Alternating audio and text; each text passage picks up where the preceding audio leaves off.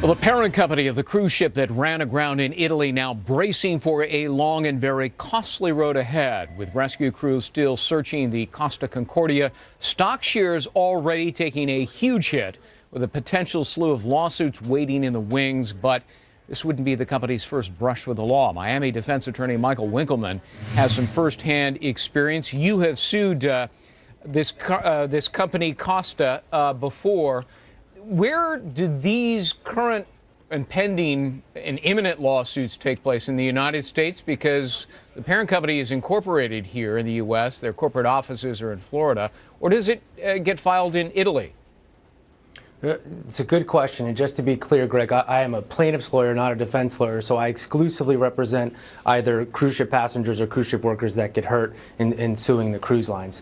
But to answer your question, strictly, my firm has had many cases against Costa Cruises, both in the United States and in Genoa, Italy. But if you look, the most important document in this kind of a tragedy is the cruise ticket contract. Because when you go on a cruise, that's a binding contract. And here it says you have to sue in Genoa, Italy. So the first answer to your question is, even though they're incorporated here, courts in the U.S. routinely enforce these forum selection clauses that require the suit to be brought in Genoa, Italy. Yeah. Now, look, if you file in Genoa, Italy, are there limitations on the amount that you can recover if you're injured or killed?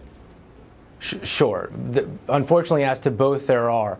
There's something called the Athens Convention that the cruise line puts in the ticket contract that basically says that if you get hurt, regardless of how badly you're hurt, it limits your damages to $75,000, which is roughly $75,000, which is an extremely limited amount.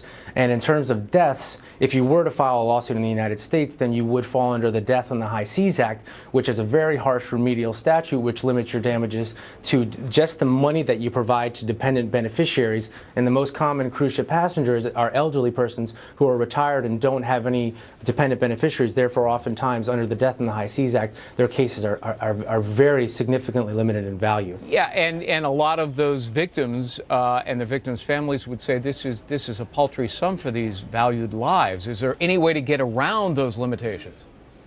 Absolutely. There are absolutely ways to get around the limitations, and that's what good lawyers will do, is to work to fight to get around them. With the Athens Convention, it's really because it's just buried in the ticket contract. It's interesting to note that neither the U.S. nor Italy have ratified that, so it becomes an argument of whether or not it was reasonable to have this passenger, this U.S. passenger, be subject to this tiny little fine print buried in a contract, and the judge is ultimately the one who tests it for fundamental fairness. And I, of course, would argue there's nothing fundamentally fair about letting a multi-billion-dollar corporation off the hook to such a tune. And it's not just injury claims, it's also property claims, which I think is going to be one of the most abundant type of claims across the board. Michael, people that wouldn't you argue that these are contracts of adhesion? There was no opportunity here for any of the ticket buyers to negotiate the terms. Absolutely. It's absolutely a contract of adhesion, but there's United States Supreme Court precedent right on point saying that even these types of tickets are valid.